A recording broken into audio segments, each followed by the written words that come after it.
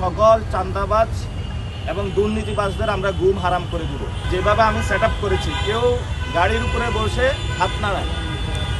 আমি ফজর থেকে আসা পর্যন্ত মসজিদে যাচ্ছি, ফজরের নামাজ পড়ে সকল মুসল্লিদের সাথে কথা বলছি, জোহরের নামাজ পড়ে মুসল্লিদের সাথে কথা বলে কাঁচা বাজার একটু ঘোরাফেরা করি।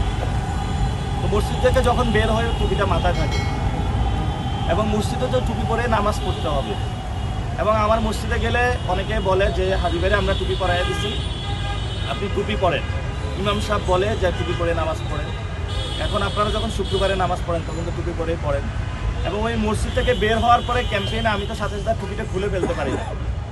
তো এটা নির্বাচনী টুপি না, এটা হলো হাদিবের যে ক্যাম্পেইন স্ট্র্যাটেজি, মসজিদ ভিত্তিক ক্যাম্পেইন। আমি ওটাতে গিয়েছি এবং সবাই বলছে ওই ক্যাম্পেইনটাতে যাওয়ার জন্য। এবং আমার অনেক হাদিবের বক্তবৃন্দের সাথে দেখা হচ্ছে, কথা হচ্ছে, ওনার বিচার চাচ্ছে। আমরাও বলতেছি, ওনার ফ্যামিলির জন্য দোয়া করতেছি, ইনকিলাব মঞ্চের জন্য আমরা সবার সহযোগিতা চাচ্ছি যাতে আমরা তাদেরকে রক্ষা করতে পারি। এবং সাথে সাথে হাদি ভাই যে ইনসাফের রাজনীতির কথা বলেছেন, সেই ইনসাফের রাজনীতি আমরা প্রতিষ্ঠা করতে পারি। আপনারা জানেন আমাদের একটা আজাদি পদযাত্রা চলছে। আমাদের এখানে সাংস্কৃতিক গোলামি রয়েছে, অর্থনৈতিক পরাধীনতা রয়েছে, রাজনৈতিক পরাধীনতা রয়েছে। এসব পরাধীনতা থেকে মুক্ত হওয়ার জন্য আমাদের আজাদি পদযাত্রা চলমান আছে।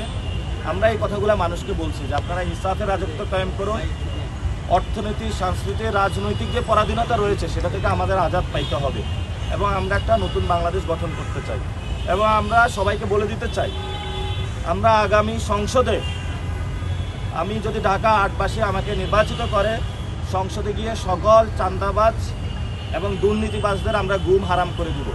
এবং সংসদে যাওয়ার আগেও আমরা সকল যারা চাঁদাবাজ, দুর্নীতিবাজ তাদের গুমও ইনশাল্লাহ হারাম করে দিব, পরেও দিব। এখন অনেকে বলে ভাই আমি ভালো, যেটা শেখ হাসিনার সময় ছিল যে সবাই খারাপ, শেখ হাসিনা ভালো। এই যে পল্টনের বিভিন্ন হোটেল মালিকরা ফোন দিচ্ছে, ভাই আমার হোটেল দখল করে ব্যবসা করতেছে, তো ওই মানুষগুলো কি ভূতে এগুলো ব্যবসা করতেছে?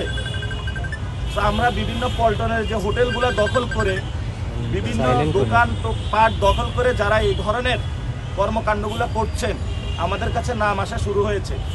আমরা জাতীয় একটি হটলাইন চালু করব চাঁদাবাজি রিপোর্টের জন্য, দুর্নীতিবাজ রিপোর্টের জন্য। এবং আমরা একটি ওয়েবসাইটও বলবো চাঁদাবাজ.com, যেটার মাধ্যমে বিভিন্ন জায়গায় যেখানে হলো চাঁদাবাজি করে যারা, দুর্নীতি করে যারা, ওই ডকুমেন্টস দিয়ে, প্রমাণ দিয়ে ওইখানে হলো আপনারা ইনপুট দিতে পারবেন, এভিডেন্সগুলো দিতে পারবেন। আমরা তাদের নাম পরিচয় গোপন রাখবো। অতি সত্তরে ইনশাল্লাহ আমরা জাতীয় হটলাইন এবং চাঁদাবাজ.com আমরা দ্রুতই ওপেন করব। তখন আমরা প্রমাণগুলো নিয়ে, এক গাদা প্রমাণ নিয়ে ওদের মুখের উপরে গিয়ে আমরা বলবো এই হলো প্রমাণ, আপনি রাজনীতি এখন ছেড়ে দেন।